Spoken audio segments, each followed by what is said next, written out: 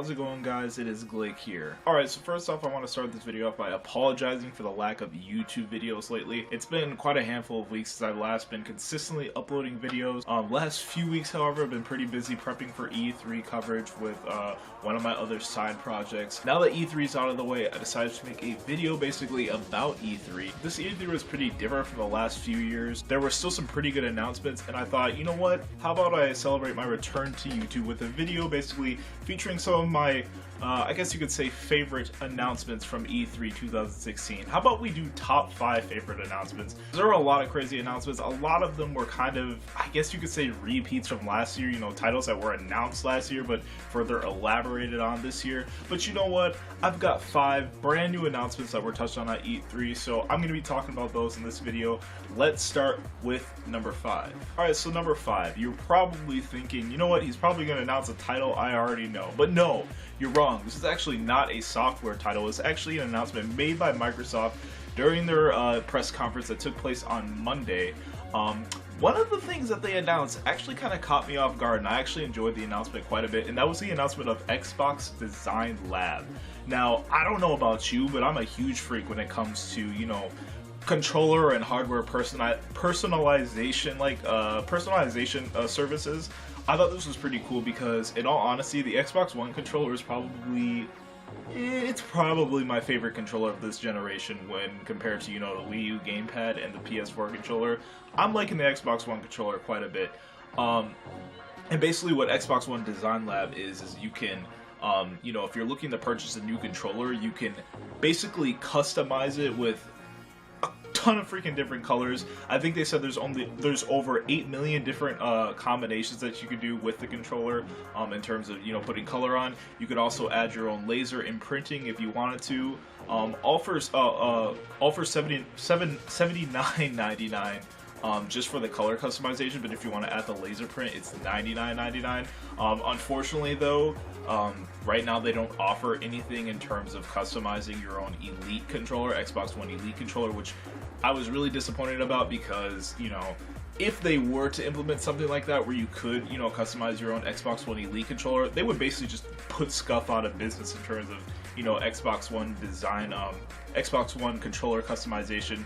Because I don't know if you guys know what SCUF is, but basically they make like controller modifications, basically so, you know, you can play your games at a higher level. You know, it's easier to move around, it's easier to shoot, you can shoot faster, that kind of stuff. That's basically what the Xbox One Elite controller allows.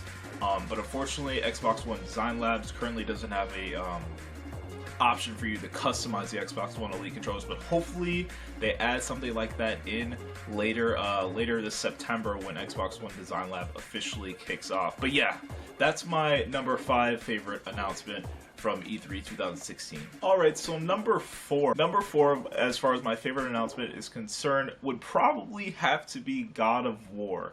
Or I guess we could call it God of War 4, since technically this is the 4th, like, mainstream, streamlined God of War title. Yeah, this basically caught everybody off guard. I mean, at the beginning when Sony kicked off their press conference, I was not expecting to see God of War. Like, I mean, it was on my predictions list, but I imagined them showing it off at the end instead of at the beginning. But apparently, the music the orchestra was playing, because they had a live orchestra playing during the press conference the whole time to kind of like introduce new titles. Apparently they were playing the God of War theme, and I was like, I had no idea. Like, it's been forever since I heard that theme, so I was like, what's going on? And then when Kratos came out of the shadows in the house like that, I was like, oh my god, they're actually starting this off with God of War. Sony, stop slaying all these companies like this, calm down. I was going crazy. But yeah, I mean, that's gotta be my 4th favorite announcement. The gameplay looks really crisp, even though it's really early in development. The game doesn't come out until probably sometime late in 2017. I love the connection, the weird, the awkward yet really sweet connection Kratos has with his son. Like, I didn't even know he had a son. That completely took me by surprise too. And I also like how they are taking the game. I guess they're basically transitioning it into Norse mythology. It was, what was it before? It was Greek mythology, right? So now they're taking it into Norse mythology, which is pretty cool. And yeah, overall, I'm just really excited for the game. I'm really happy to know that, you know, God of War is still alive, and I'm glad to see that they are basically taking the story in an entire different direction rather than basically You know, continuing off what exactly happened at the end of God of War 3, even though we all don't really know what the heck went on because he kind of fell off the cliff. Spoiler alert, kind of too late for that. But anyway, before I continue ranting out about God of War, God of War and God of War 3, yes, the new God of War announcement was my 4th favorite announcement at E3 2016. So number 3. Now, number 3 would probably have to be Gwent, the Witcher card game. I believe that's how you pronounce it. Alright, so I just want to first throw this out here and say that I have never played the Witcher title in my entire life, nor have I ever played Gwent. So, basically, if I've never played the Witcher title, I would have never played Gwent, and probably would have never known what it is. And basically, I didn't know what it was until...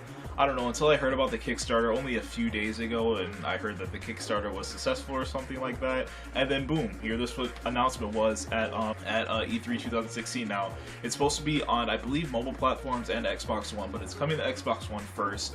And basically, the reason why it's my number 3 favorite announcement is because I'm a sucker for these new CCG digital card games, man. Like, I was a huge Hearthstone player, I was a huge Hearthstone fan, I'm still a fan of Hearthstone, I just don't actively play the game anymore. But to see all these new CCGs coming up, especially ones that look like they are more in-depth and a little bit more complex than Hearthstone is, it makes me really excited to get my hands on these. I love playing deeper card games. You know, it's not Magic the Gathering because I don't have millions of dollars to spend on freaking cards, freaking pieces of paper. But these digital card games I can definitely get behind. I don't mind spending a little bit of money into them. Hopefully they're a little bit more beginner friendly in terms of collecting your cards, because right now Hearthstone, if you want to get some decent cards, yeah, you're pretty much going to be spending like $200 in expansion, you know what I'm saying? So that's kind of a lot of money. But, you know, it's really easy to jump into these new digital card games when they first come out because, you know, there's not a ton of cards. You kind of catch up quite quickly and collect everything pretty quickly and just basically jump into the competition, which is what I really hope they take, the direction they take with the Witcher card game. I hope they do, you know, cater to the competitive community a little bit. Hopefully there is some competitive play involved. But yeah, basically that is my number 3 favorite announcement from E3 2016. Number 2! That's right, my second most favorite announcement from E3 2016, I guess you can say. Now this one took me by absolute surprise. Like, I was not expecting this. As a matter of fact, I ain't even gonna lie. I was expecting this, but I was not expecting to hear about an announcement like this from Ubisoft. This title is Steep. Yes, it's that snowboarding slash ski title that they talked about at the end of their press conference.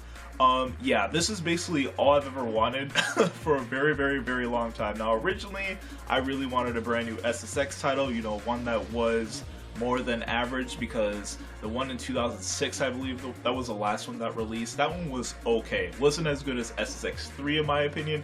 It was okay.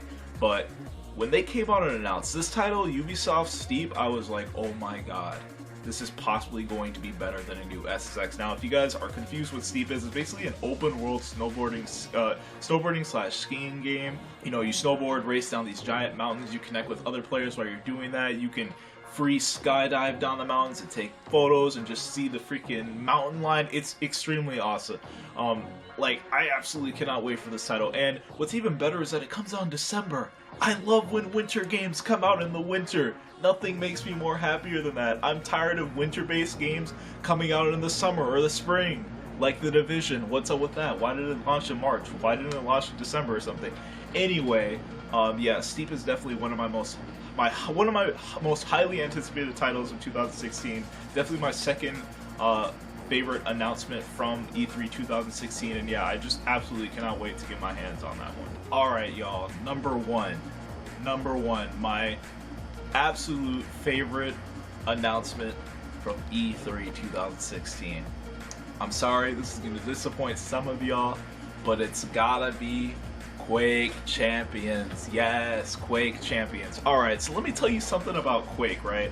Alright, so I've never played, now I'm going to get a ton of hate for this probably, but I've never played Quake 1, 2, 3, or 4. I've never played any of them.